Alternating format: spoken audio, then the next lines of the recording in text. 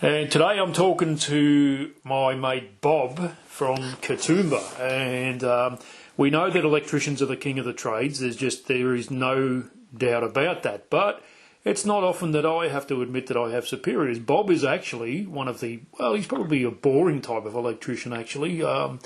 He's what you call an electrical engineer. G'day, Bob.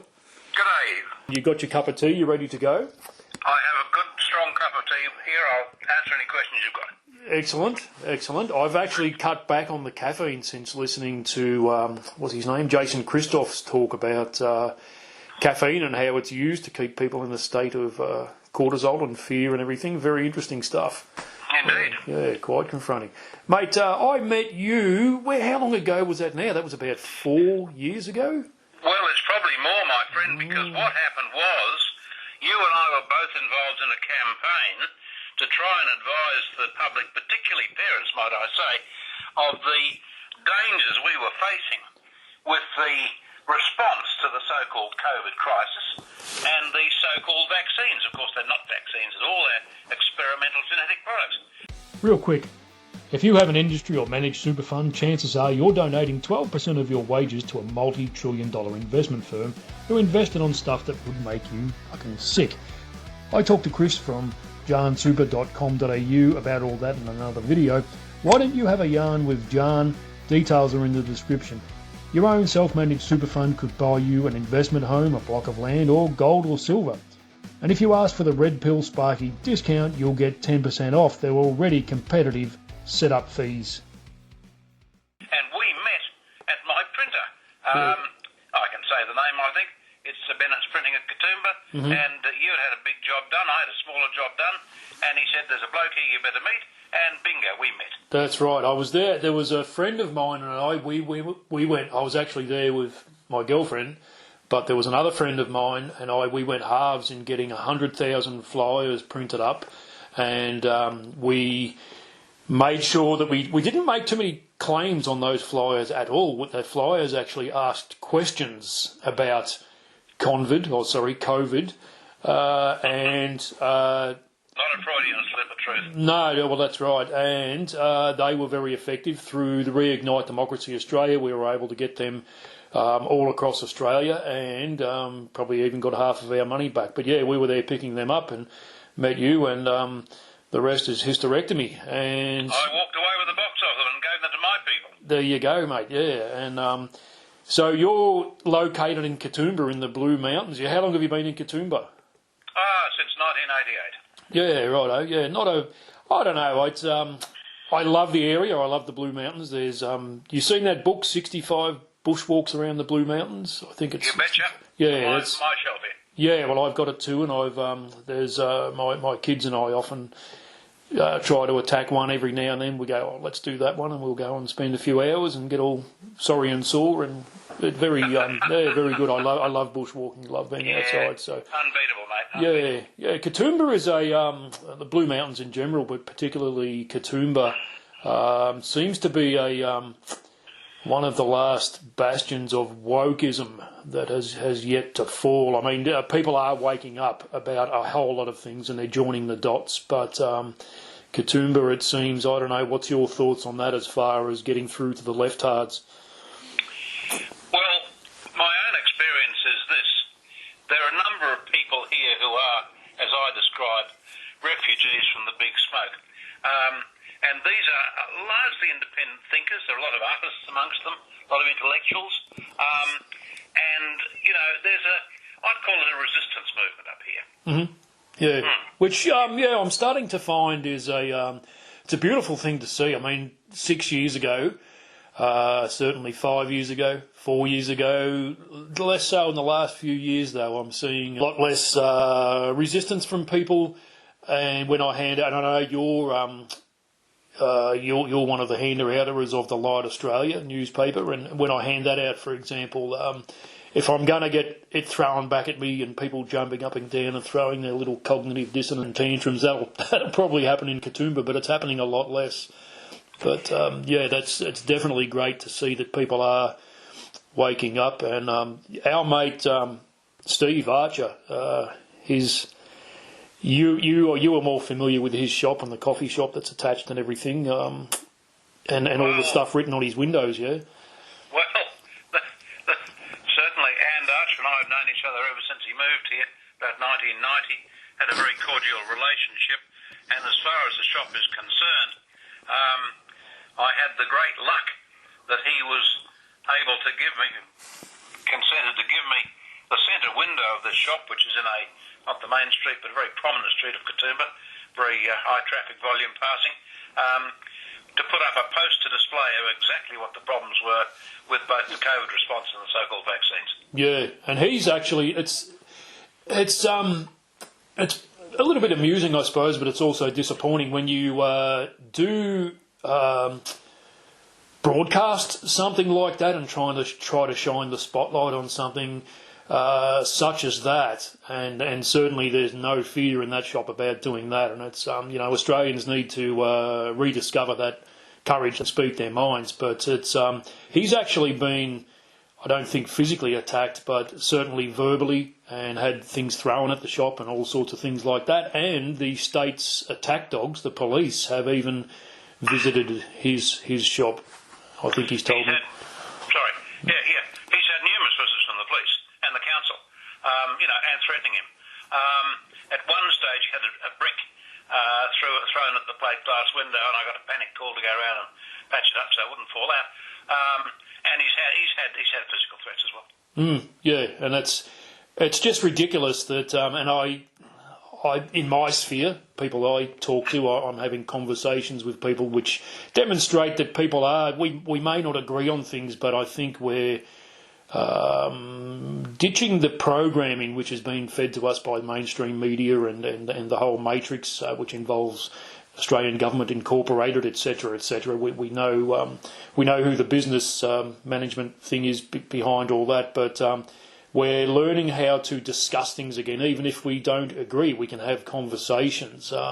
But, I mean, if people are going to throw bricks through windows, that's ridiculous and illegal, and those people ought to be locked up. But funny enough, I had a chat with a fellow in Katoomba, and he was, I'm 54 and covered in tattoos, and, I guess you could stereotype me, but you can do that to anybody. But this kid was near his house, and he's got multicoloured hair or blue hair or whatever, and earrings in his face or whatever. Well, it's his hair and it's his face. And he also was wearing a rainbow-coloured belt, and that's fine. Like, whatever. I don't care about any of that. Point is, I was been meaning to commend him on a sticker that he had about Palestine on the window of his house, and I stopped and I said, "G'day, mate," about the sticker. And yeah, we were talking.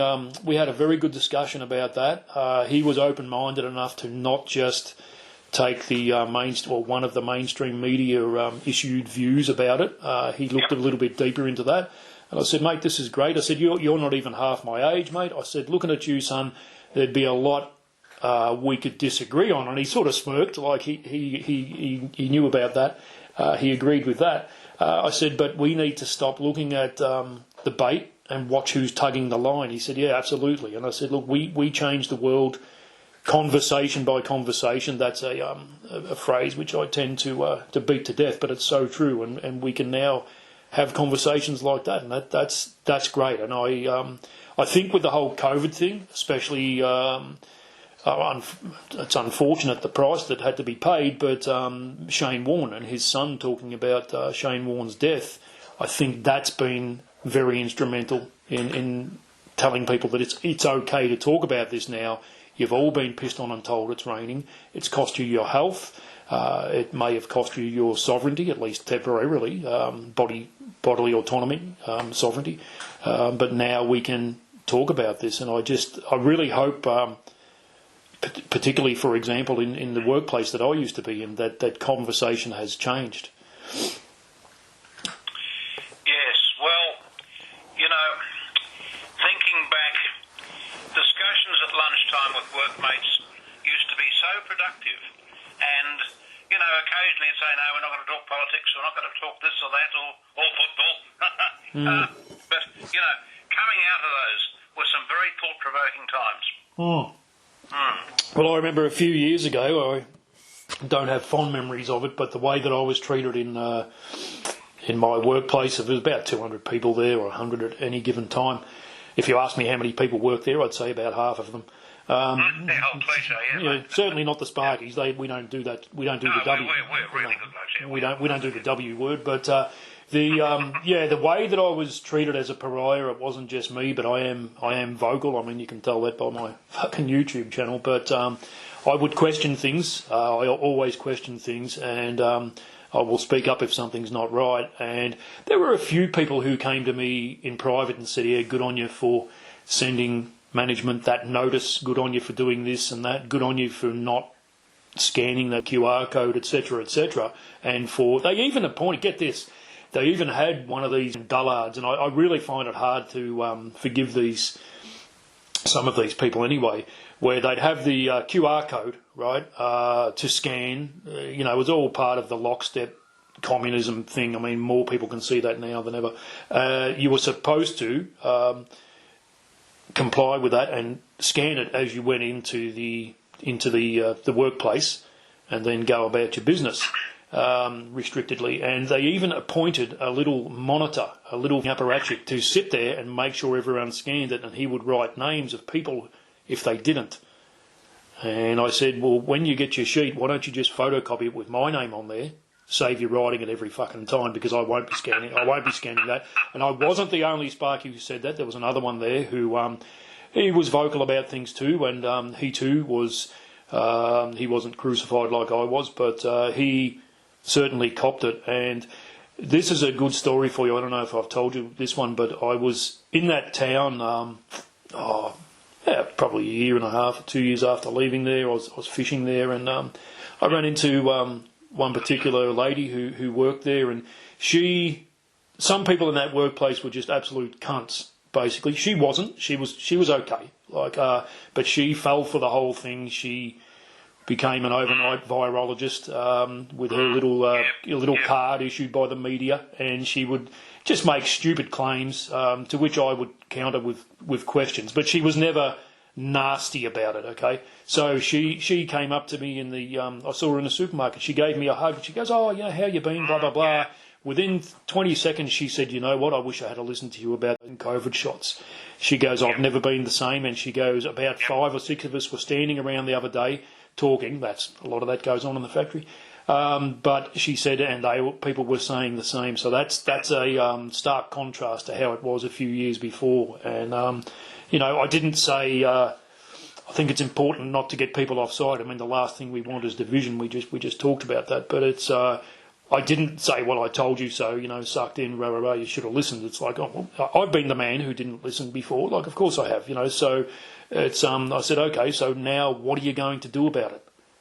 When are you going to dig your heels in and start questioning things?" I didn't say it in a patronising way, but when are you going to get an Anzac about this and turn around and not subscribe anymore to the system?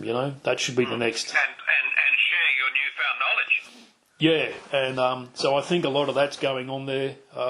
It was funny. I did see a bit of a change while I was there. There was a few families worked there, husbands and wives and brothers and sisters and what have you, people related.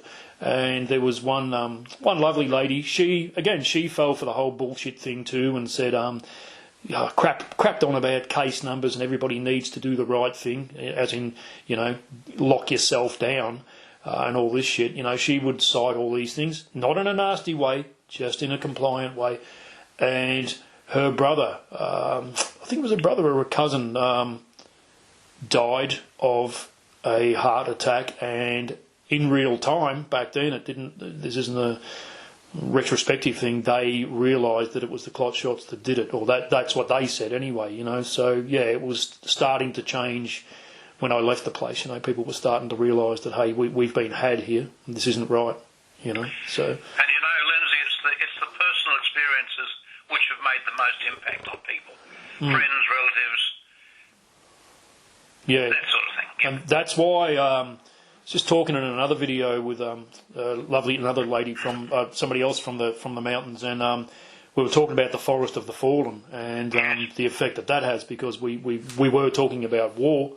Well, this is a war too, And when you look at the crosses, like I've been to Normandy, I've seen the, Oh, wow. and Villa Bratino, where one of my ancestors is buried, Anzac ancestry. So anyone who gets up me for flying the land flag can, I think, benefit from sex. Yeah, they can benefit from sex and travel, I think.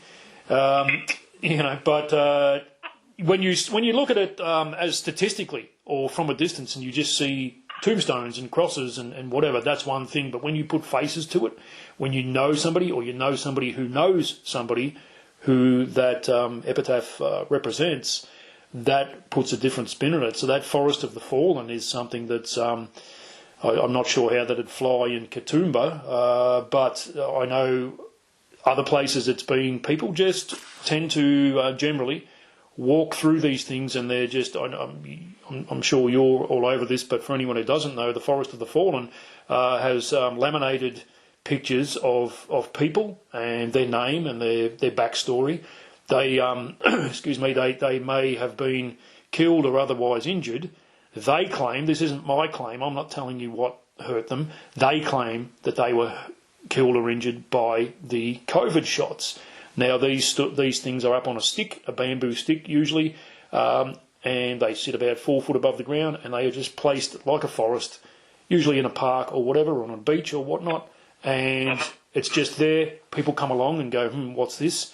And hold their chin and go, well, what's this about? And walk through and start seeing it. Usually people are just very quiet, and it really hits home when you start putting faces to this. So we're... May I stop you there, Lindsay, because we already have one in Katoomba. My good mate Warren and I organised it. This goes back about 2 months. Resistance from the council, as you might expect, told us we couldn't do it. We said, stuff you, we just went ahead and did it. We had just under 300 of those little monographs of the people that had been injured and killed. And the ones that were killed had little tiny black bows on them. And we didn't get a lot of people, but those people that came, they were really impressed, mate. Really, really impressed. Yeah, okay. I might have heard something about that. I'm sorry if I didn't tell you, but... you might have done, mate. It's a bit hard to keep up with everything. And but they, well, that's... what was the name of that bus that came to Katoomba? Well, there's a story about that. That's sure. That's the AVN bus, the Australian Vaccination Risks Network bus. And what happened was that they were threatened by our mayor, who said, "I will not permit this vehicle to stop anywhere in the local government area that I control." And at which point I got a call from, I'm sure your listeners will have heard of Julian Gillespie, wonderful guy who deserves so much credit over this, incidentally. And he said to me, "Mate, we've got a problem." He said, "Your idiot mayor wants to stop the bus. What can you do about it?" And anyhow, to cut a long story short, about a band of 6 of us made sure the bus went through, was able to stop. We organised lunches and dinners, and it was a great success. Yeah, how fucking... 2023, mate. How thickly must you be caked in your own communist fucking hubris to say that you will not permit a bus to... it's registered, they paid their protection money, which is registration. It has a number plate, it's got it's roadworthy. What's the problem? You're not allowing it onto the area that you control? What? Fucking talk about Zig Heil, wow, that is just... That's incredible, but anyway, sadly it doesn't surprise me. But yeah, well, that's good that that sort of thing is going ahead. Well, the Forest of the Fallen was done in going back a few years now. It was put up in Bathurst, and there was a councillor who works for council. You know about the referenda in Australia, plural, where we voted en masse not to have third-tier government, right? We said we don't want it. One was in 1988, one was in 1950 something. I missed out on the 1951, I reckon. Yeah, me I should remember 1988. I can't quite, but anyway. Well, we said there was a vote, and was like, do you want to recognise third-tier government? In other words, do you want councils? Now, for the idiots out there, for the simplistic people who probably aren't listening to this, No, nobody is asking, do you want rubbish collected? Do you want sewerage? Do you want lines on the road and a library and a footpath fixed? And it's not about that. It's not about the services. Do you want councils? Yeah. And we said in Australia, and forgive me, I must have missed a fucking memo. I thought this was a democracy. We said over 60% of Australia said no, we don't want them, and yet here we are. But this councillor in that's just an aside. But this councillor in Bathurst saw this forest of the fallen or got wind of it. It was down by the river, I think they did it. Oh, yeah, I know the whole beautifully. This is a thing that's not. It's not a protest. It's not loud. It's not people thumping drums like. It's nothing of the sort. It's a very quiet, reflective, sombre thing to honour people who have died or otherwise been injured, and and if you don't want to look at it, keep fucking walking. Fuck off. That's fine. But this bloke put on a show. He was very nasty about it and said, "Don't approach these people. They are probably not vaccinated," or words similar to that, and basically told you it was a health risk to go near anybody who was participating in this thing. And he, I believe, I could be wrong, that does happen, this is all from memory, he, I believe, tried to send the police corporation down to, I think he was envisaging probably police moving in there and breaking people's arms and setting fire to all the display, but that didn't happen. He's subsequently backpedaled on that, and I think he's backpedaling and his subsequent words are disingenuous. That's just my thought. But anyway, that's how some people... See, I don't think things are character building. I think things are character revealing. And in the last 6 years or so, I've learned a lot about myself. I've got a lot of fucking room for improvement. Believe me, more than a lifetime. But I've learned a lot about myself. I've learned who I am not, and I've seen that some people, whether it be the witch hunts in the 17th century or whether it be Nazism or the Khmer Rouge or fucking Soviet or the Bolshevik revolution, whatever it is, some people will just go whatever way the wind is blowing, and it doesn't have to be a strong fucking breeze either. They will, some of the characters I've seen revealed really warm my heart, and others really chill me. So yeah, that's we've seen a lot of that go on. So, I reckon it's been I'm a little bit older than you, and I reckon it's been a test of a lifetime. Yeah, and like old mate the printer, I had a good yarn with him on the phone when I rang up to get that quote for that job we were talking about, and what a good fellow. He goes, he says, if this was happening 500 years ago, there'd be nothing we could do about it. Really, you'd have no recourse to say anything. You'd be pretty quickly silenced, etc. We had a good yarn about a lot of things, and he said, basically that, and I totally agree that we're born at this time for a reason, and to get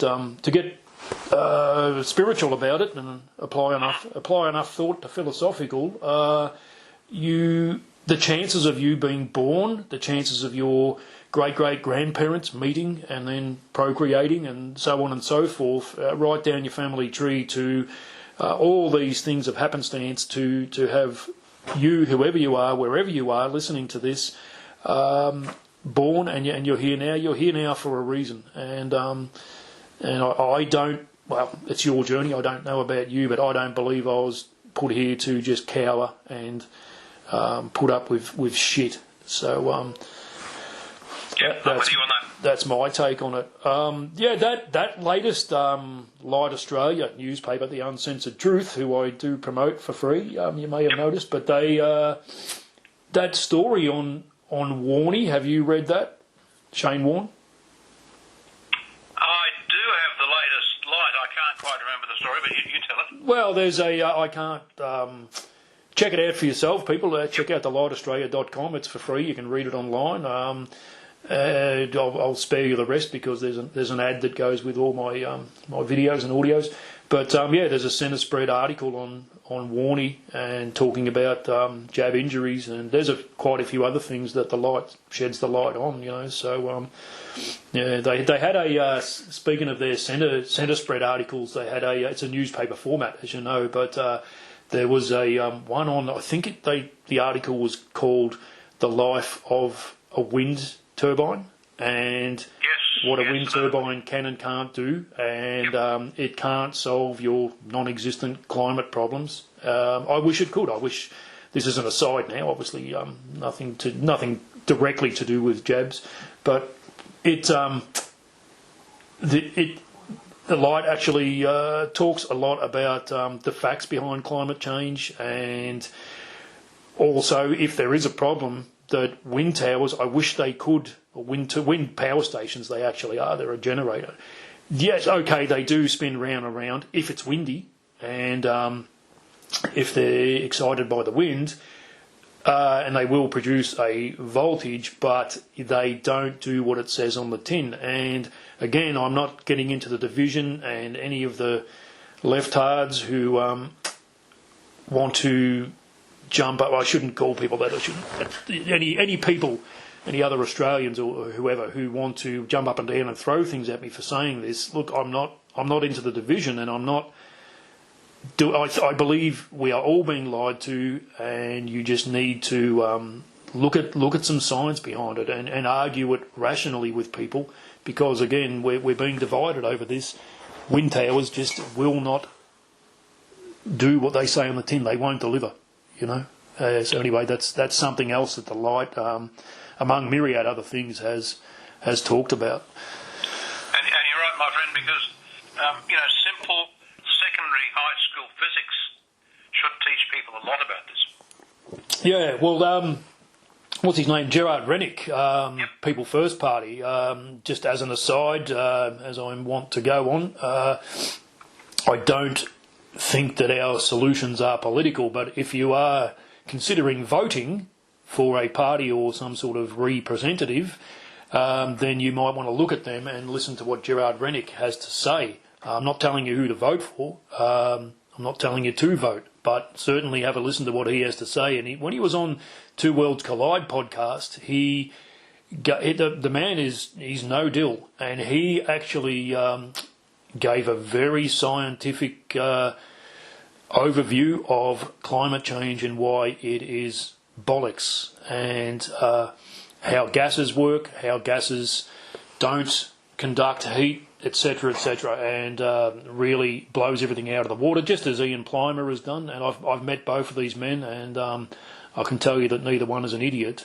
Can the same be said for the people who are writing newspaper articles and just parroting the rhetoric of a business model? I mean, when these things go up, it's a bit like the jabs. Hey, it's no matter what we're talking about here, whether it's big pharma or the green energy thing, and there's a certain Malcolm Turnbull who's doing all right out of this at the moment. When these things happen, there is a cabal of billionaires, typically, who don't even live in Australia. They don't give a fuck about you. They've never heard of your area, which is going to get wrecked by whatever's going on. They don't care about your health or your family's health, but these cabals profit every time. So follow the money. Follow the money if you're looking at motive and investigating everything about these sorts of things. Well, look no further than the end of the money trail, and you find these people, and then ask yourself, do they have your best interests at heart? Could they be lying? Look into it a bit further and you'll find they probably are. And once again, if I might say, basic physics in terms of atmospheric science. Yeah. A good starting point is the three gas laws. Boyle, Charles and Guy Lussac. You sit down and you read those, it gives you good insight into what can really happen and what can't. Yeah, there you go. I've only just got my head around Ohm's law, mate. That's about as far as I go. Anyway, Then you got Lenz's left-hand rule, Fleming's right-hand rule. I mean, fuck. And somebody's right-hand rule for another. I just won't cut the red wire or any other coloured wire with it. Yeah, one wire at a time. Yeah, that'll do. I'm with you. Yeah. So I get a lot of emails from you, Bob, and you're like me. You've got a list of email victims who you annoy with emails. Like you don't annoy me, but I send out emails too now and then. I try to keep it brief, but a lot of yours, mate, you're a pretty tenacious sort of a fucker, mate. The things you just keep pushing this, and you've been doing it since for the last 5 years that I know of, but. Now, as we say, people are waking up, and the things that you send out by email are now, I think, finding purchase with people. People are starting to listen to these sorts of things. So, give us an example of some of the things you've sent out recently that you're trying to. I mean, I know you've pushed the Rainer Fulmish thing about Nuremberg 2.0 and quite a few things actually. You bet. I just might say to your listeners, the first thing that we've got to understand is this. Australia is still subject to the most draconian censorship you could ever imagine. Mm-hmm. The government are stopping us deliberately from hearing all sorts of things. Now, I'm getting information from all over the world I've developed in the last 5 years. Contacts everywhere. I've subscribed to various, mainly websites and, lost the word. But as I say, information is coming in from all over the place. That's what I'm trying to say. About exactly what's going on. I'm very careful, very selective in what I send out again, but like you say, I've got a list of about 100 victims. Yeah. Well, it's I've got about 200, but I don't think they all receive it. There was a lot of them. I think don't read it, but there were a lot of people I met in Canberra at the protest that I attended there. Who, I literally took names, and I was selling my little 1901 land flag stickers to fund my trips to Canberra. And there was a couple. Well, I gave away a lot. People didn't have money. I said, "I'll just take a sticker. I don't care," But there was another fellow who, Canberra was funny. That was like a Woodstock, as in the festival, the hippie festival, but concert, but. Yeah, there were people there. There were one bloke, for example, who I think he came from Queensland. And he's like talking about he doesn't know how he's going to get home now because he got to lift down and but there's a lot of that went on. It was just more important for people to get there, be part of that energy, and say what they had to say. So I gave him out of. I actually sold him, I think, some stickers, and I said, "Well, look, there, keep the stickers, take your money back, plus." I did all right out of it, and I said, look, take $50 as well. Hopefully that'll get you some way home. And there was a lot of that went on. It was very good. For what good it did, I don't know. I've sort of changed my view about protests and making a lot of noise. I think things like the Light Australia are good. That definitely shines. It's absolutely named. I mean, it shines the spotlight on things. I think Forest of the Fallen, that sort of thing, as we've discussed, is good. But as for protests and elections and things like that, are you just giving it oxygen? Can we not just build something better beside the existing problem? And the existing problem we don't care. It can disintegrate. That's kind of where I'm at the moment. But for one thing, the protests were on a Saturday, and even if the politicians were there, they don't care. They don't. Most of them in that fucking Parliament House. Sorry, I've got a speech impediment. Oh, just a figure of speech, wasn't it? Yeah, but most of them don't give a fuck about you or your family. They don't work for you. So even if they were there on a Saturday, which they ain't, would they be looking out the window and going, "Oh no, sorry, we've got it wrong. The people of Australia want something else. Let's do as they say." No, they were never going to do that. And the mainstream media, like, I have a higher opinion of something I would scrape off my shoe onto the gutter than I do of the average mainstream journalist. When we were in Canberra, and I say there were, I would estimate, I didn't count them, but I'd estimate 500,000 people. Some figures... Sorry? Go on, how many you reckon? I can elucidate that. I've got the sort of semi-official book on it, and the official estimate from the federal police was just on 1 million people, and they based that on the number of cars, worked out the average occupancy, and about 1 million of us. Yeah, that's 5% of Australia. That's correct, On yeah. our capital to protest. Yeah, And that's... I'll just finish this. The mainstream media basically ignored it, said there was only a handful, and the Prime Minister said they should just go home. Yeah. What an arrogant bastard. Yeah, well, well, I have heard the figure of 1 million people from Ricardo Bosi did cite those numbers from That's right, the AFP. He did say that. Yep. I don't know. Look, just be conservative, even if you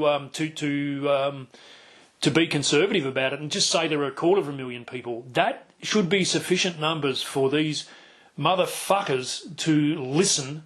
And it's certainly, if there's 3 people or 3 million people, the mainstream media ought to. They know how to count numbers because they. Of course. You take an aerial photo. This is so simple. And watching, I remember watching the Melbourne protests as they occurred in real time. A mate of mine was there.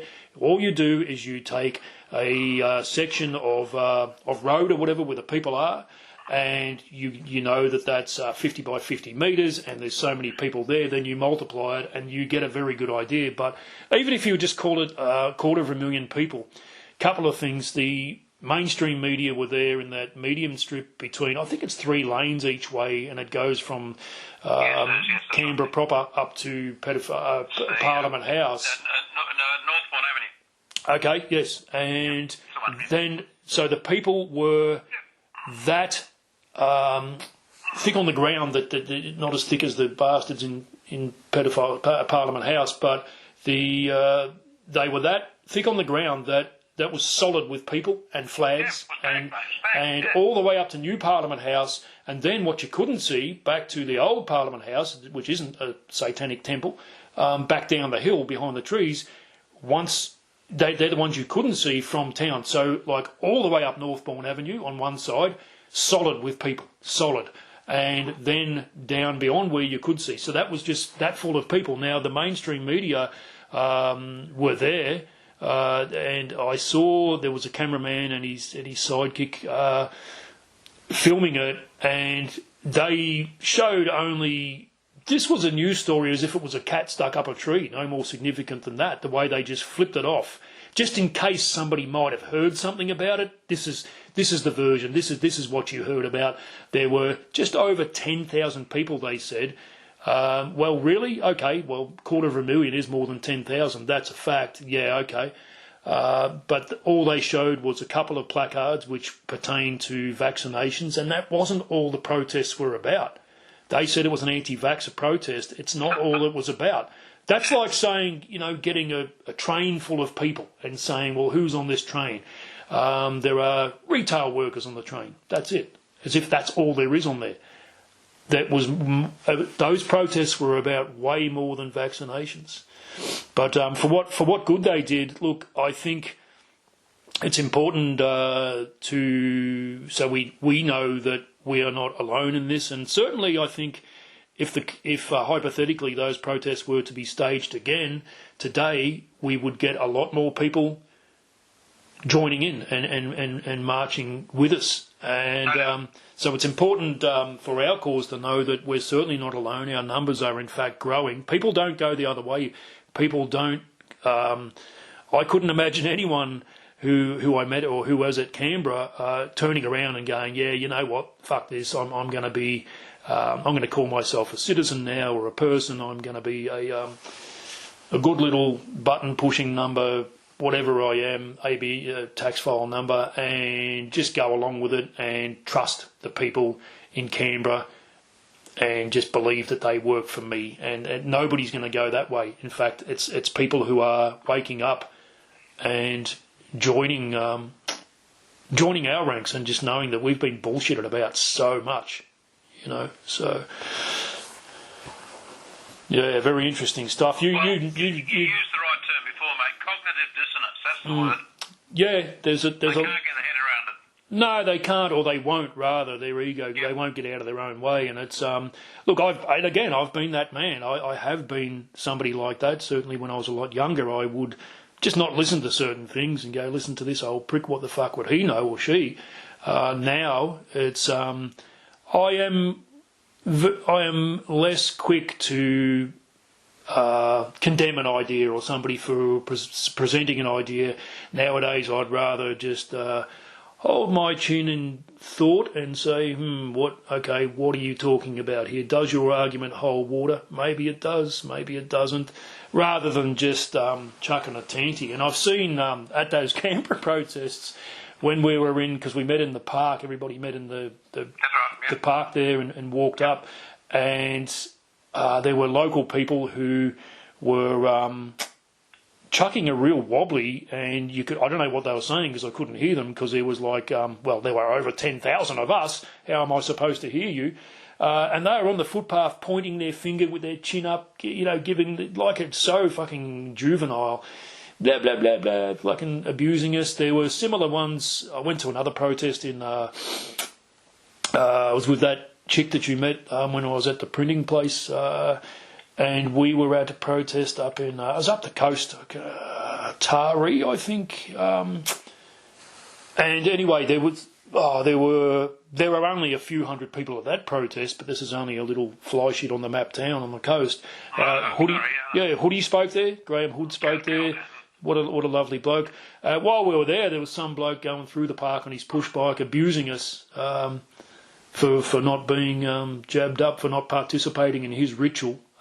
He was doing that. There were other people on the footpath. There were kids whose parents, whose elders had spoon-fed them their opinion and their truth, and they were abusing us from the footpath and going on about viruses and that. And there was one kid I went past, I said, "It's not about a virus, mate." And he goes, "Yes, it is," but then again, he was 11, but it's a bit embarrassing when someone's 30 or 40 and they are carrying on like this. But, I think that's cognitive dissonance for you, and it's when you have two conflicting views in your head because you can't hold both. So, rather than question it, you throw a big wobbly. And but I dare say, look, those same people now, chances are, would, if they haven't fallen to the ground having a heart attack, and if they were around, they would probably either be quiet or even join in and march alongside us and go, "Yeah, I was sucked in by the whole thing and I was wrong, and now we've had enough of this." And I think certainly what we're seeing in England and in Ireland, it shows that people have had enough of a whole lot of things. Yeah, they're illustrative of the dissent generally, which is occurring in what were otherwise peaceful democracies. Yeah. So, that is good to see. Very good to see indeed. Yeah, mate. Well, anything else you wanted to put out on the Red Pill, Sparky? Mate, yeah, thanks for the opportunity. We might just tell the listeners about some really worthwhile organisations, shall we? Is that okay with you? Yeah, please do, mate, please do. So we've mentioned the light as the new light on the hill. Incidentally, that originated in the UK, and the Australian version is put together in Perth.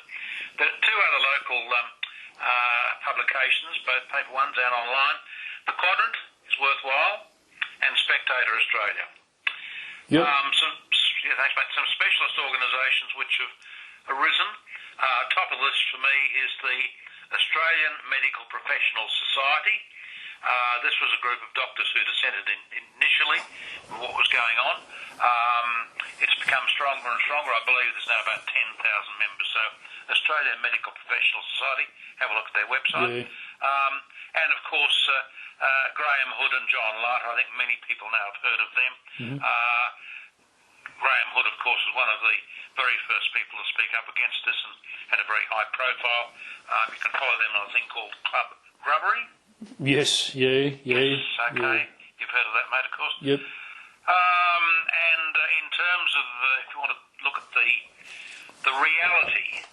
If you like what you see or hear on Red Pill Sparky and you want to help change the conversation, smash or turkey slap that subscribe button, or just actually press it. Let's be fucking sensible. Leave a comment, like and share. Love your work. Thank you so much. The reality of what the COVID/vaccine was about. There's a great website which is called The Totality of Evidence. TotalityofEvidence.com. Totality of Evidence, yeah. Graham Hood. I'll leave it there and people can contact me. Well, yeah, we'll definitely put. If there are victims on my email list, they're welcome. Well, you can become a victim on Bob's list if you want, but I will put whatever you want in the description, and we might bounce a few things around on the screen also. But Graham Hood, for people who don't know, lovely fella. Yep. He did a speech at that at a few places, but that protest up the coast, and he also sang, it's a very the song the band played, Waltzing Matilda. He sang that, and very moving song, and very it should stir anybody with who either has Anzac or Australian roots or who has adopted Australia as their home. That should be very important to you. And there wasn't a fucking dry eye in the house, mate. And he told the story, which I'm sure he's told plenty of times. He said, "Look, when I was 5, I think he said, I looked up at the sky. There was an aeroplane.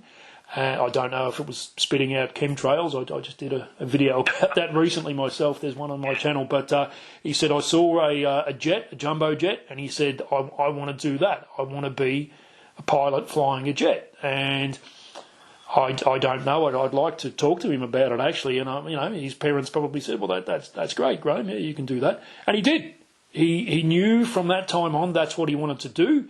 And that's not just a weekend course like becoming an electrician, of course. It's that he has done whatever it took to get to that goal. He became a pilot. Then he was flying for Qantas. That's another iconic Australian thing. And he was flying people all around the world, living his dream, doing his dream job.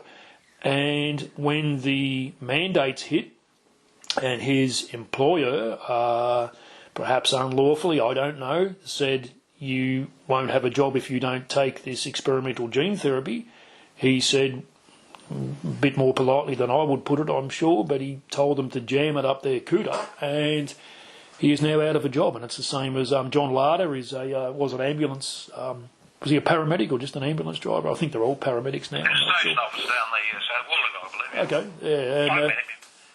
Okay, and so they're two examples of people who stood their ground and wouldn't. And I know people personally too who have done that, and they had jobs such as a lot of them were nurses and things like that, and they said, no, I didn't agree to any of this. You're not going to give me this stuff in my fucking system in order for me to keep my job. I won't be coerced. Well, the nurses were one of the first groups to wake up. They were pretty smart. And,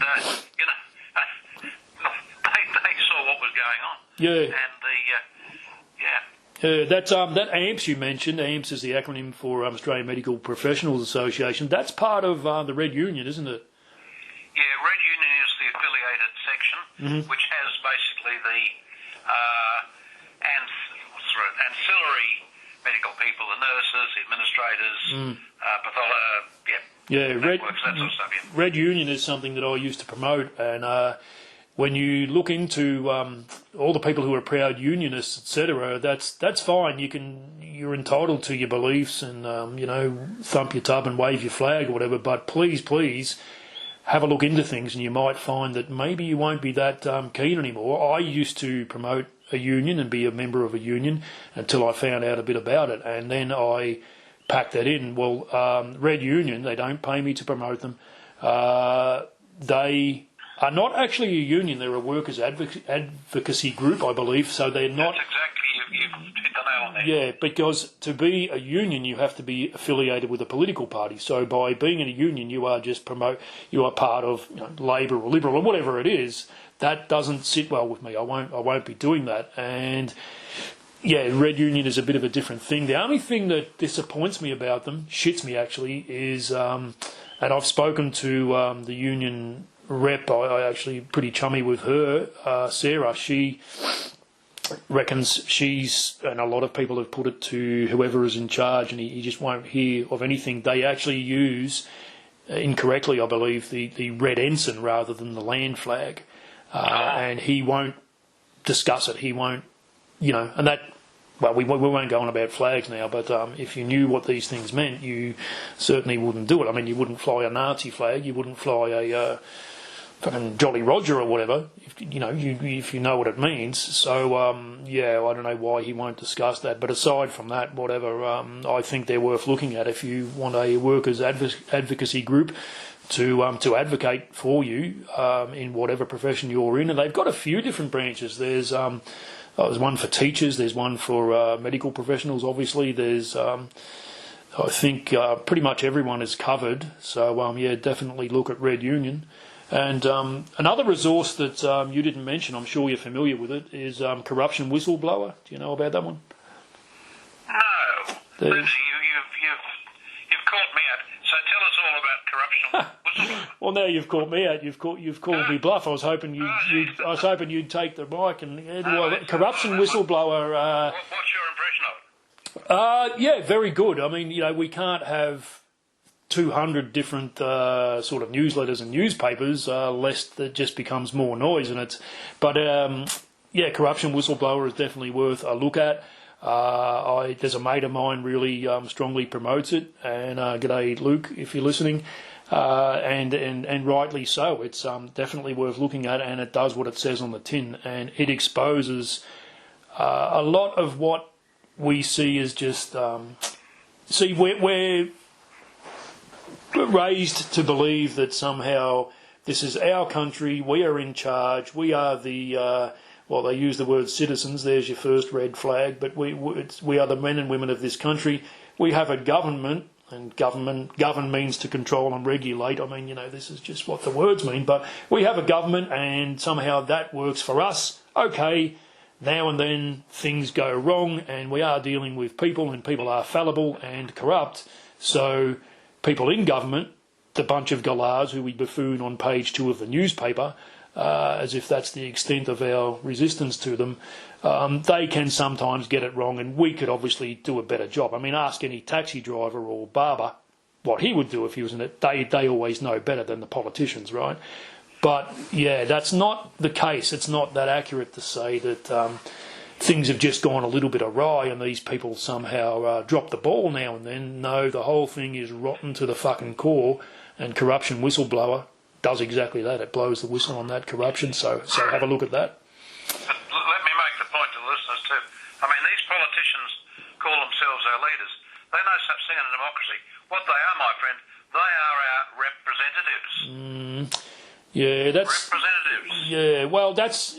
And ostensibly that's meant to mean, the premise of that is that, we can't all be making noise at the same time, so what most of us want is what we'll get, and that's like, trouble with that is, one of the troubles, and I don't purport to have the solution and a better answer, but these are things to look at, right?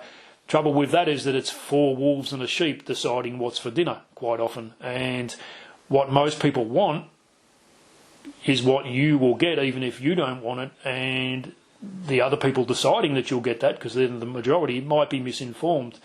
And as far as, so they're meant to represent us so that you, me, and, 500 other people who might be listening to this get to say, well, you tell them in Canberra that we want a road from here to here and we want it sealed and we fucking want it now. So this is what we want. Make it happen. It's our money. Yeah, we've given you our money. Sort it out. Do that. Or we want a stronger defence force, or we don't want to go to that war overseas, whatever the case may be. Yeah. But, I do have a need, not to be a semantic prick, but, representative means, to me that means something else. I don't think that I need to be represented, but then again, what are we going to do? We can't all just shout at the same time. It doesn't work. But you're right. I mean, that's what we are. That's the way it's supposed to be. That they work for us. They are our voice, and they take our voice to Parliament, and that has its own meaning too. But back in the day, it would have been.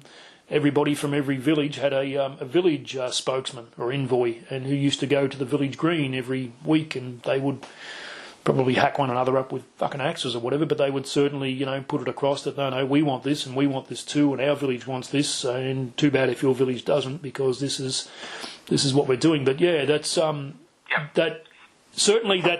gone a long way from them being our voice. They seem to be the voice of the WEF.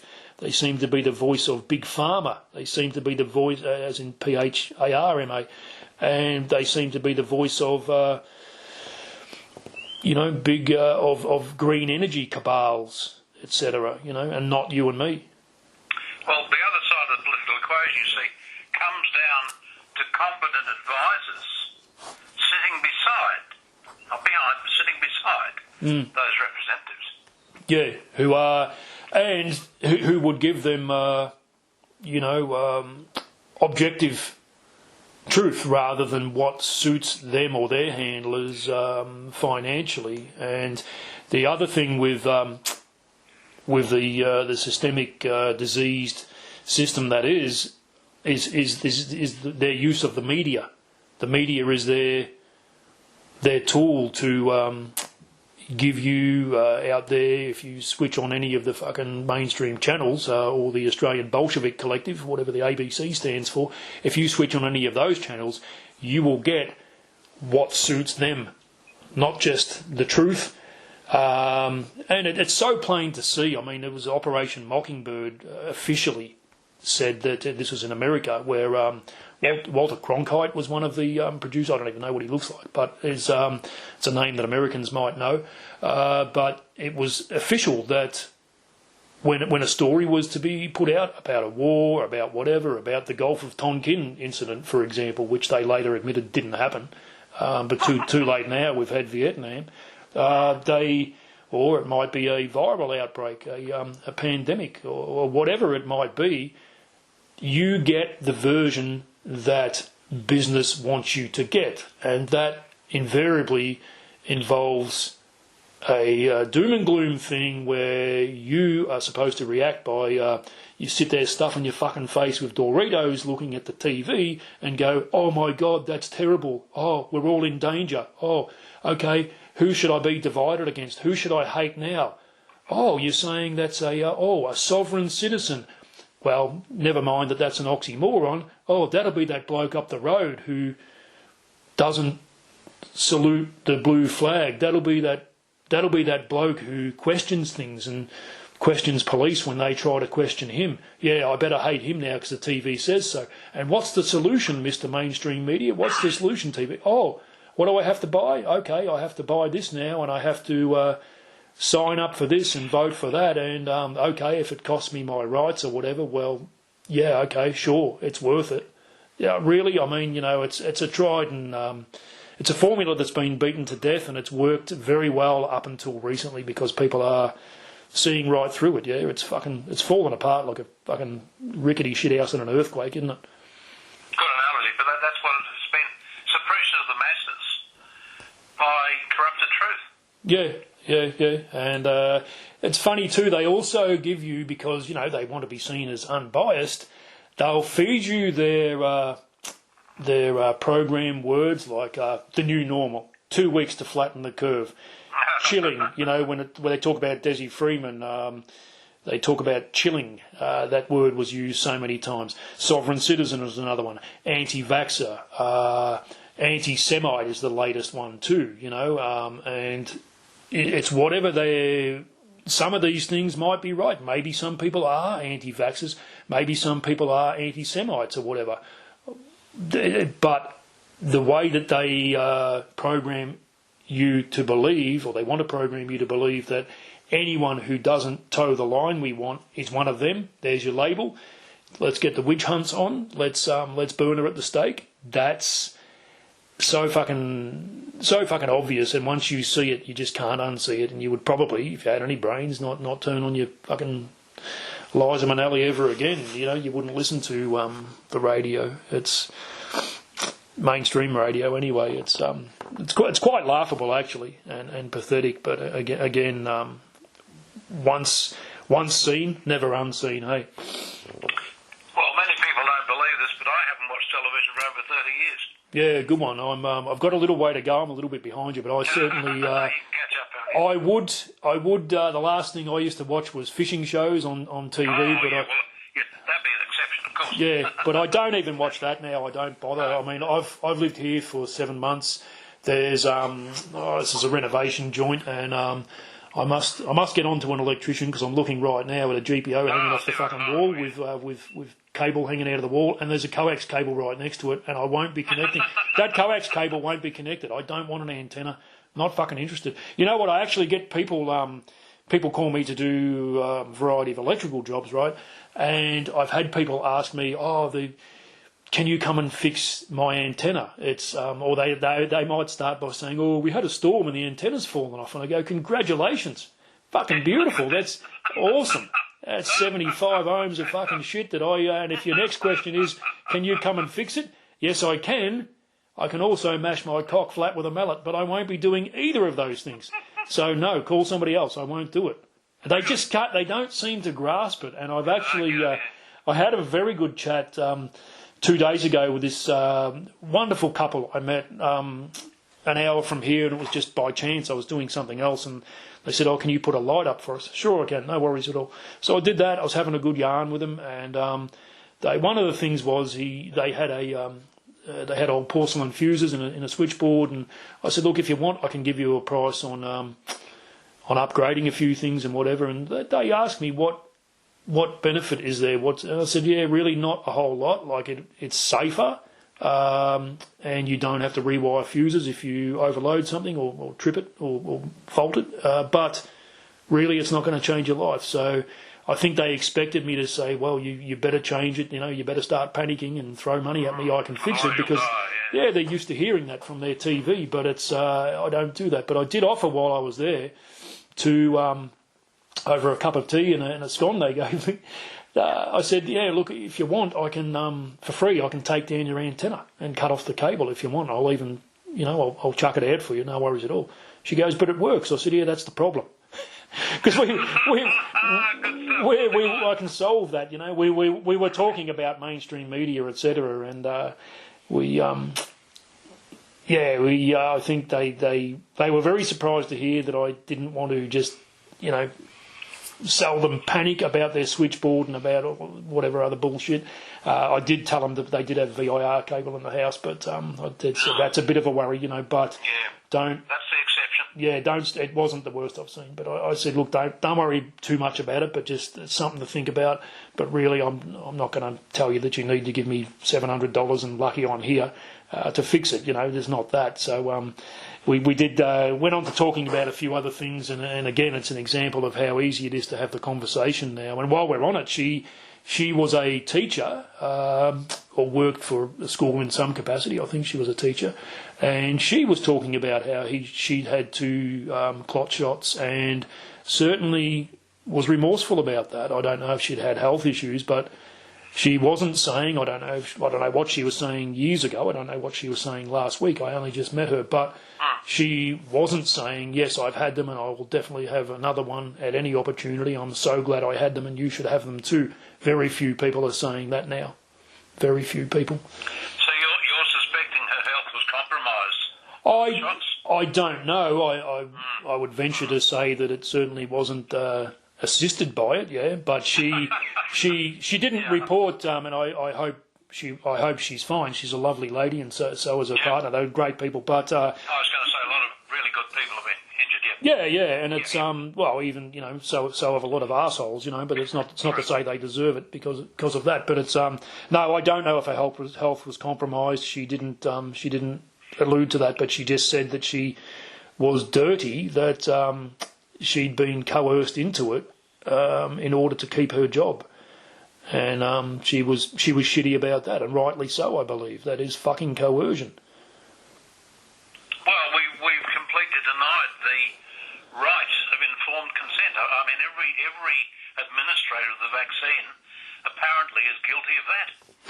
Well, they're guilty of a lot of things. There was a Nuremberg Code type stuff, mate. Yeah, and it's only law, don't worry about it, and I had a lot of, again, I've got to not use negative superlatives about people, but I had a lot of people say to me from 2020 through to about 2022, 2 or whatever, were talking about the law. It's the law, you've got to do this. Is it?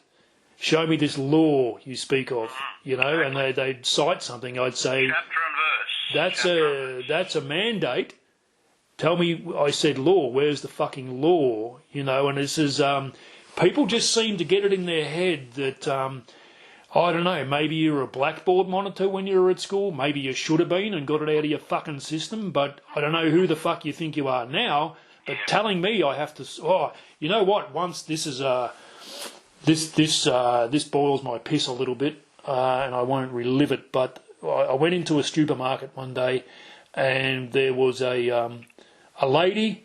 I wouldn't accuse her of being too intelligent, and that shouldn't be relevant, except she was starting to talk about laws, so you want to know what you're talking about, yeah? I don't talk about plumbing. I don't know anything about it. I'm an electrician, yeah? And plumbers don't talk about how to wire up a house. They don't know. They're plumbers.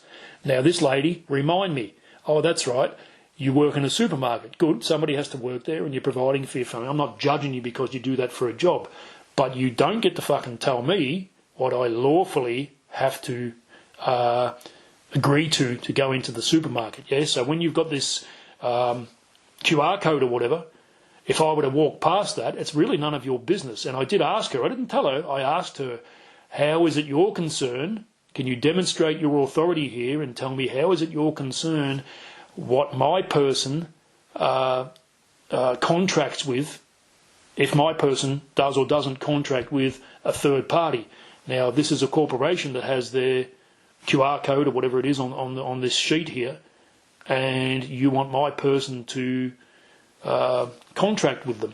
Yeah, and she was just totally out of depth. Anyway, I left it at that. Went in to buy some food. I mean, you know, the man's just trying to feed himself here. And you know what? This fucking ambulance officer came racing after me. Apparently he'd witnessed this. I didn't abuse this lady. I didn't raise my voice. I was very circumspect about what I said and the way that I said it. And I asked questions. I didn't make claims. This ambulance officer pursued me into the fruit and vegetables department and said, excuse me, did you sign the fucking thing? And then, so I thought, here we fucking go again. I went through it with him, and then he started telling me how important it is so they can monitor case numbers, etc., because he said, get this one, there is a lot of misinformation getting about. Misinformation. I said, there sure is. Then he fucking put up his left hand, and basically he was done, and he was going to walk off. You fucking trite little cunt. Yeah, I didn't quite put it that way, but fuck, can you fucking believe the way this put the two bob into people, the way that they thought they were God Almighty or the closest thing to it, his 2IC, to go and tell people what the law is, what they must do, etc., etc. Why? Because you heard it on TV. It's also the fact that these low-level government employees get an inflated idea of their own importance. I've dealt with that in my work life all the time. Oh yeah, they certainly do, but a lot of them weren't even that. I mean, you know, they weren't the 2IC, they weren't even the fucking, they weren't the 2IQ even, you know. So right, yeah, but that was just one example, and there was there was another one at my kids' soccer where the bloke collared me on the way in and asked me where my face nappy is, mask, as the idiots call it.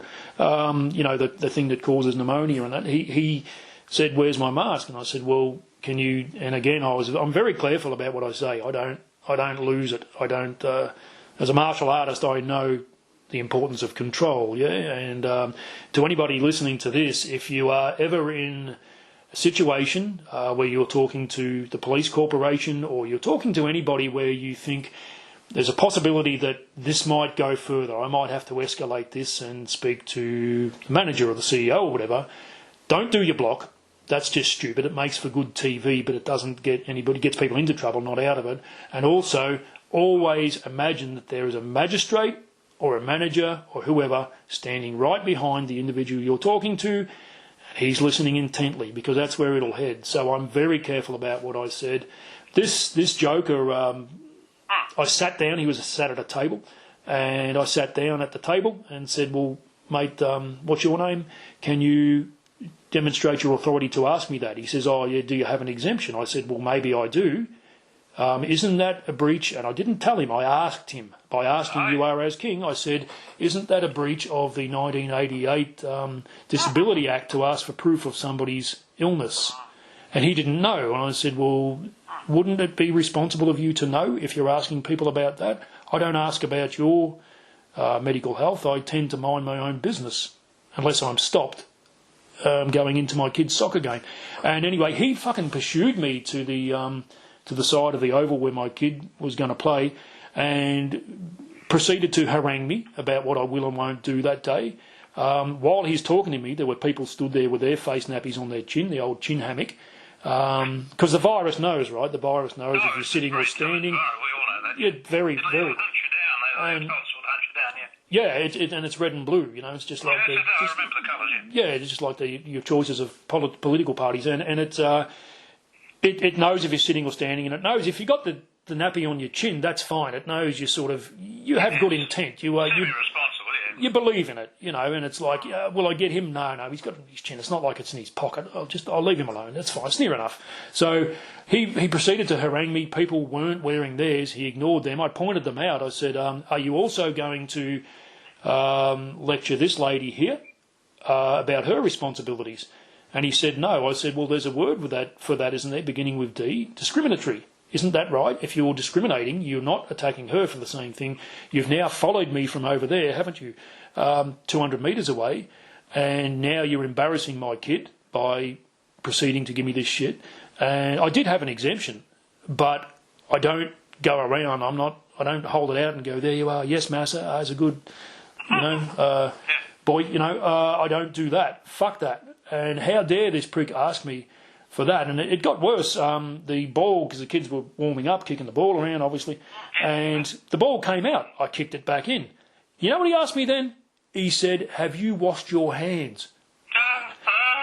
This is my foot. I don't know how good your fucking anatomy is, but your anatomical knowledge, but I kicked the ball with my foot, which had a shoe on it, which, maybe the virus attacks boots now because it knows, my God, like, this is the idiocy that we saw, and again, it's not character building, it's character revealing, and this reveals just what an ignorant, fucking, mouth-breathing, fucktard this bloke was, and always was, if he's going to start, did you wash your hands? Because I kicked a ball. And I said, excuse me, do I ask about your hygiene? When was the last time you came out of the toilet, for example? It's really none of my business, is it? You just couldn't get through to this bloke. The chest got puffed out the minute I went in there and questioned him, etc., etc. And basically, his ego wouldn't allow him to just shut the fuck up because I didn't comply with his shit. I didn't participate in the ritual. Therefore, he was somehow imbued with authority, supposedly, to do this. And this is what we saw a hell of a lot, and it was quite sad. But I really hope that, I can forgive. I can do that, and I have done that. And I hope he and the ambulance man and many other people have now reflected on their behaviour and their attitude, and seen the potential for how bad things could have really got. And I hope now they are taking action and changing their ways and changing the way they vote, or if they vote, changing a whole lot of things, and just not taking things as gospel and not going the way the wind blows just because the TV says so anymore. I really hope so. Yeah, but the real idiocy in that story, incidentally, is that what are called medical masks are no such thing at all, mate. They're not masks. They are face covers to stop droplets from dropping off the surgeon or the nurse's nose or mouth when they're operating. They are droplet covers. That's what they're designed to do, yeah. Not masks. Yeah, they will. They don't have a masking ability, not the sort of mask that you and I will use when we're drilling into asbestos, that sort of thing. They've got not that capacity, mate. You're supposed to use one of them with asbestos, are you? Shit. Oh, I use mentally. Shit, now you tell me. Yeah, no, there's... yeah, but, that's exactly right. It's a misdescription of product, mate. Yes, it is, and there were so many things which, again, deserve an award because I saw it and other people didn't. Again, in my life, there's been plenty of things that other people saw that I was too fucking ignorant or egoic or stupid to see. Which I, in hindsight, I was wrong. That's fine, but I was certainly right in believing that those things were for surgeries, as you say, which are typically more or less hermetically sealed. They're temperature controlled. The humidity is controlled in a surgical clinic, etc., and they are changed every so often. Once the doctor or fucking lab, whatever, the assistant, whatever they're called, once they wear that thing out, they chuck it out. They change the gloves. They change that face covering. It's not for you to wear all day outside when you're fucking jogging. And you can take it off in between sips of your fucking latte or whatever you're doing. It's not for you to wear while you're walking your fucking dog and there is nobody within 100 metres. All that is doing... Sitting in your own car alone, have you seen that one? Oh, yes. Look, man, I even suggested, because I like to help people, Bob. I'm a very helpful man, right? I'm nothing if not altruistic. No. I always, I often proffer some advice to people, unsolicited as it may be, as the spirit dictates. And I did tell, there was a couple of people in a supermarket one day. And I don't know somebody's background, like they might be crook or whatever, I don't know, but these people had on 2 of those fucking face nappies each. I shit you not. Hey, you. The Light Australia is the uncensored truth. They don't pay me to advertise them. I buy their papers and hand them out because we change the world conversation by conversation. And if you buy me a coffee between now and August 2027, every cent will go to an aerial banner that'll fly over the Gold Coast, Brisbane, the Sunshine Coast and back again and get the lightaustralia.com a whole bunch of attention that they deserve. Details are in the description. We need your help with this. Thanks. Let's get back to the content. 2 each. And so I've gone past and said, you know what, would it be better if you wrapped some Glad Wrap a few times around your head on top of that? Maybe? Would that help? And apparently not. Apparently not. He disagreed that would be helpful. Yeah. He wasn't prepared to try it, no. Yeah, but then again, maybe you should follow the fucking science, whatever. But it's just, it's so, it's really sad that it's not sad now. People are getting it. It was always only a ritual thing, a symbolic thing, and I believe there was a bit more to it. I believe it was symbolic in that control, mate. It was all to do with control. It was control, and it was deliberately. It wasn't. Look, there's you see tribes putting a bone through their nose or whatever, or things to extend their neck or their ears, whatever they do, or tattoos. I'm covered in tattoos, but I don't believe other people have to be. It's just it's my personal choice, right? Choice, mate. Except for that time I woke up with a hangover, and anyway, that was another thing. But with the face nappies, I believe it's not like you're putting a ribbon around your head, okay, just to say that, yeah, I'm one of the tribe. It is, I believe, covering your mouth to silence you, to say, I am silent, you can do what you want, and I will not say a word. I believe it represented that. I believe it was symbolic of that. That's just my opinion, belief, right? But, yeah, be that as it may, it's now quite clear. And I think even, did Fauci not have to admit to this, that there was never any evidence to say that these fucking face nappies were going to stop the SARS-CoV-2. And by the way, SARS-CoV-2, if you have never said the term or the word or the thing SARS-CoV-2 and you're telling other people what to do, you're a fuckwit. You really are, and you always were, because that is the name of the virus, which was never officially isolated with peer-reviewed studies, by the way. But it was called SARS-CoV-2. The virus was never called COVID. That was the disease, right? And it always made me laugh when idiots would tell me to what I should do and how irresponsible I am because of this and that and the other and what should happen to me. And then I'd mention SARS-CoV-2 and they'd look at me quite befuddled, obfuscated. It was really, what's SARS-CoV-2? That's SARS. This is really, you don't know the name of the virus? I think it's probably best if you just shut your fucking neck hole, yeah? Like, really, you don't know what the virus is called. That always amused me. Well, I'll tell you what COVID is the initialisation of coronavirus infective disease of 2019. Yes. It's purely shorthand for that. That's the disease, though, but the name of the virus... That's what I'm saying. That's exactly what I'm saying. Yeah, it was caused by... I'm in furious agreement with you, but I'm explaining to you. Yeah, so I know, and that's the difference, and it's like... It's like fucking current and voltage. They're two different things. One might be related to the other, but it's like if you don't know the difference, like, shut your neck hole. You're not qualified, So, I did have those conversations with people. But, I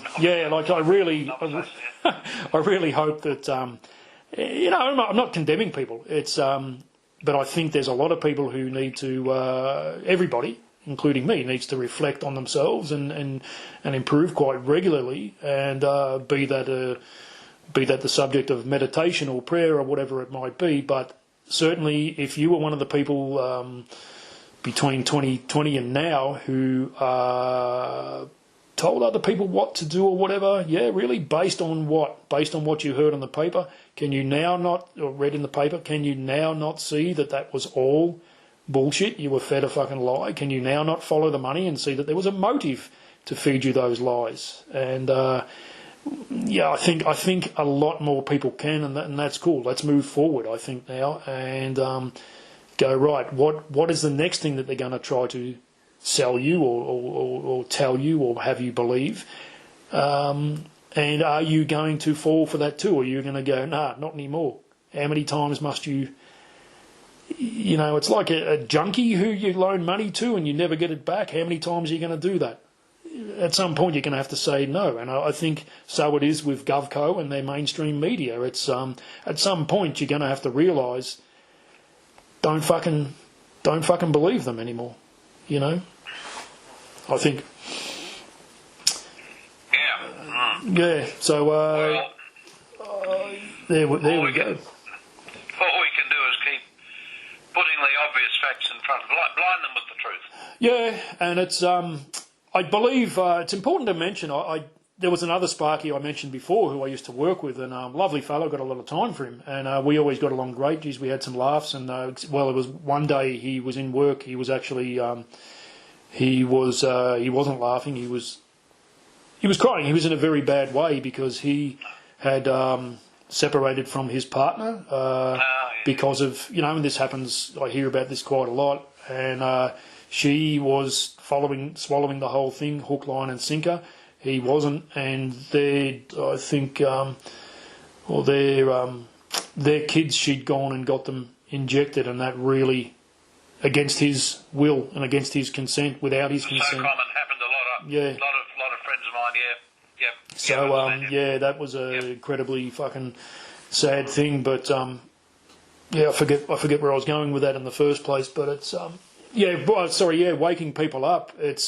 I don't believe we can wake people up. If you know somebody who's ignorant to the truth about anything really, it's not your place to stand there and give them a barrage of truth and give them 7 hours of videos and say, hey, watch this and here's this and I'll email you this and check this out and here's a big fucking...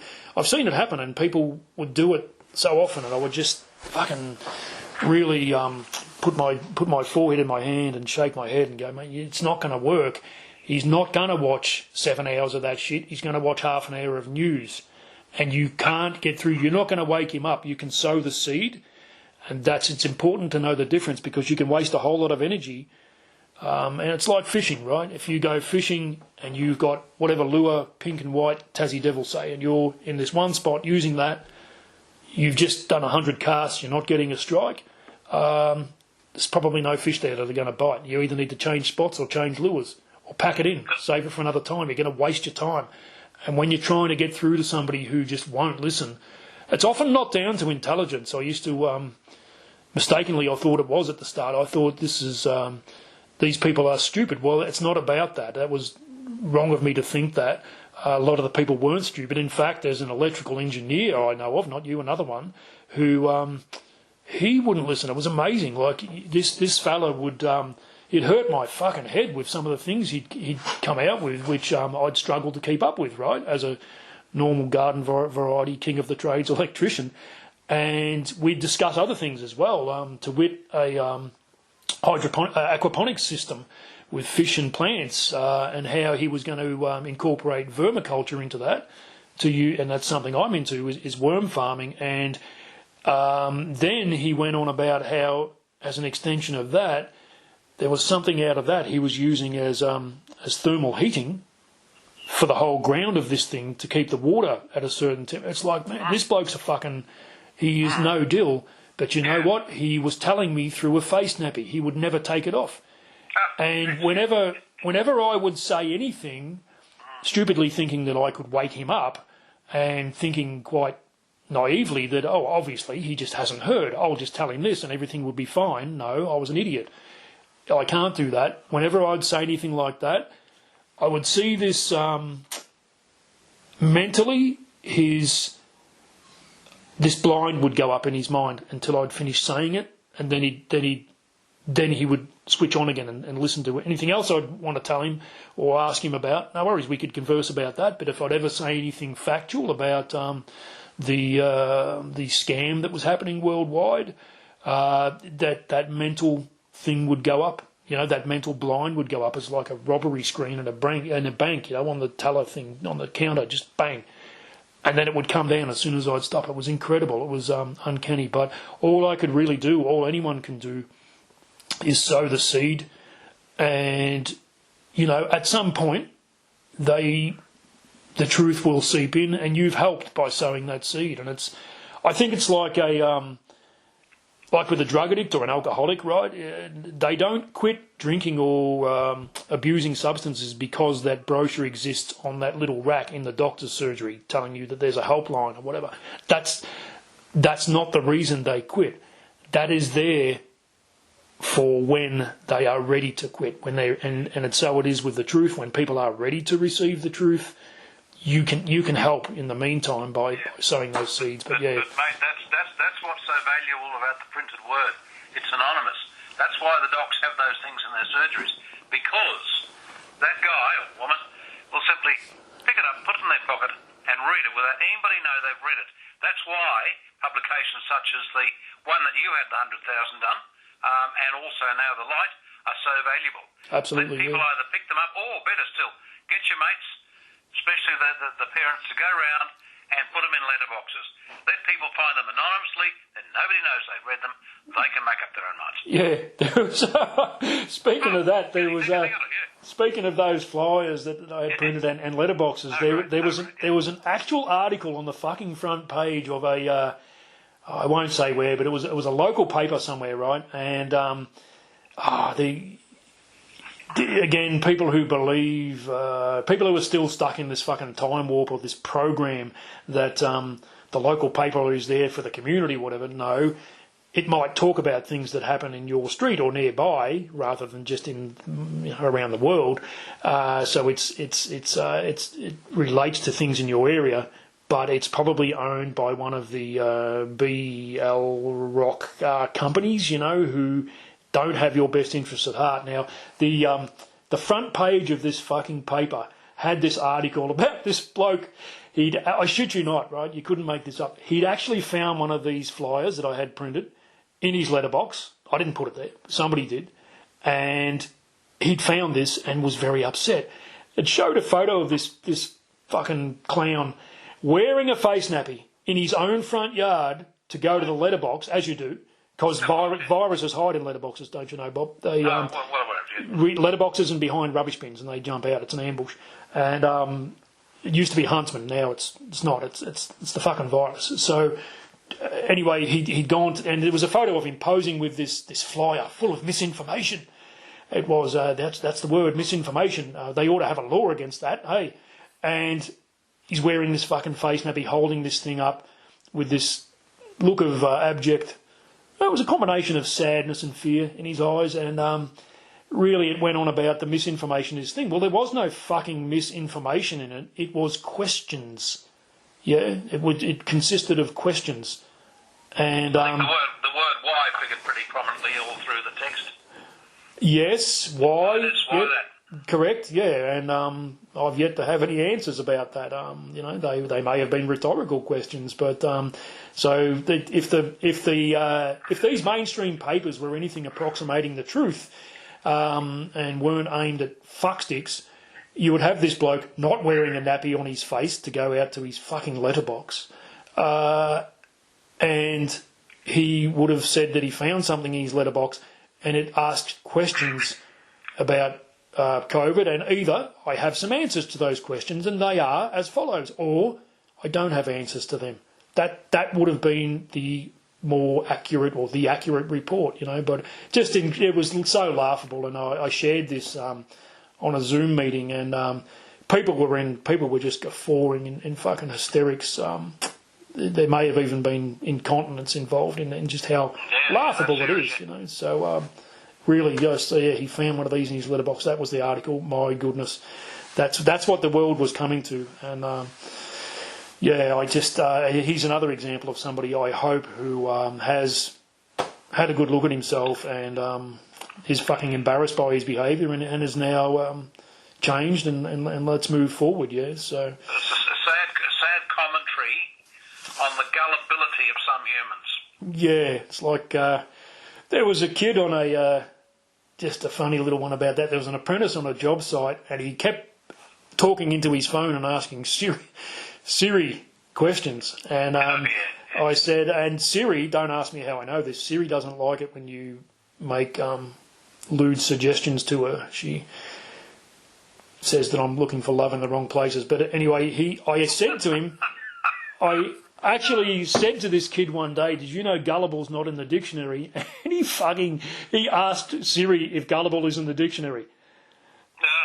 I shit you not. Honestly, this is then again, he was about 20, so I didn't expect too much in the way. Should have been expelled from apprenticeship and sent back to kindergarten, mate. Yeah, a lot of people should. Look, then again, he was about 20, so I don't expect too much in the way of mental candle power, and he was never going to be a Sparky, so, there's that. I mean, that's some consolation, I'm sure. The dropout factor, we've all seen that, Yeah. Anyway, mate, anything else you want to bandy about to the big wide world out there? We will put those things you mentioned in the description, and as well as the usual stuff, and we'll float a few things around on the screen as well. And very good talking to you, Bob. Thank you very much, mate. Thank you very much for the time and the chance to do so.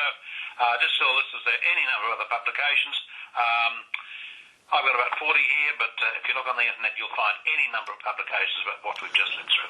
Yeah, and what's do you have a go-to site that would take people to the rabbit hole, as it were, to anybody who's sort of listening to this and is willing to entertain what is now widely accepted as the truth?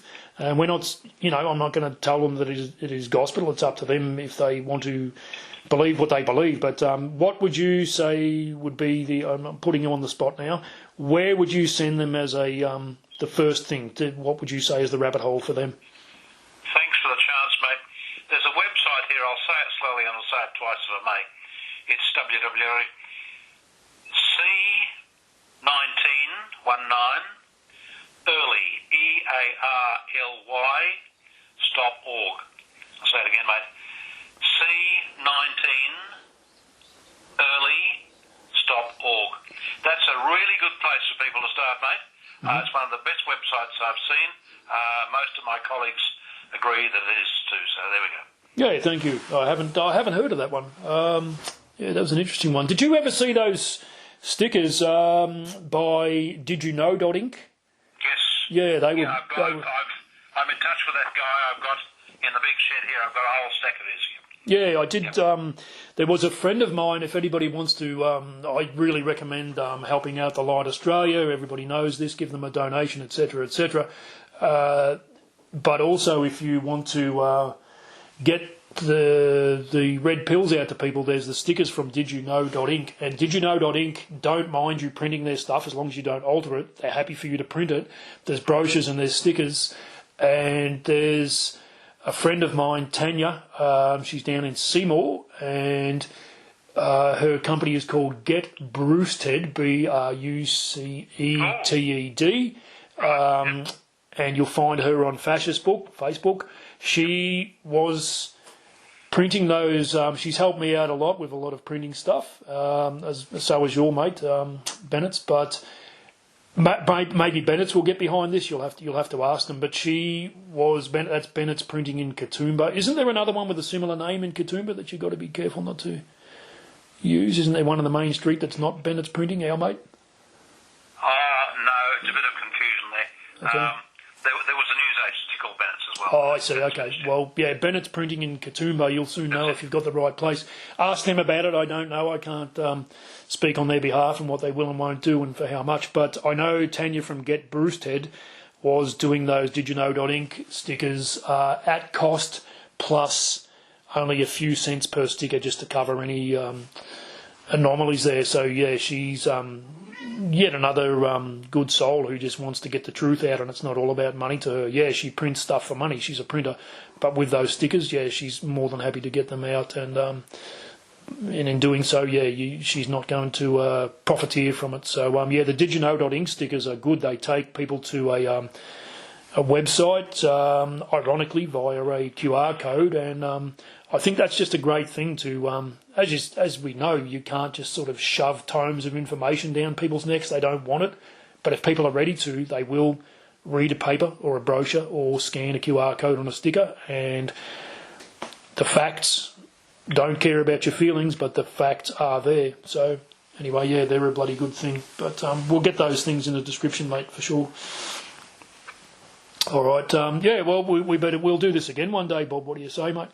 Sounds great. And thanks for the chance, mate. All right. Thanks very much, Bob.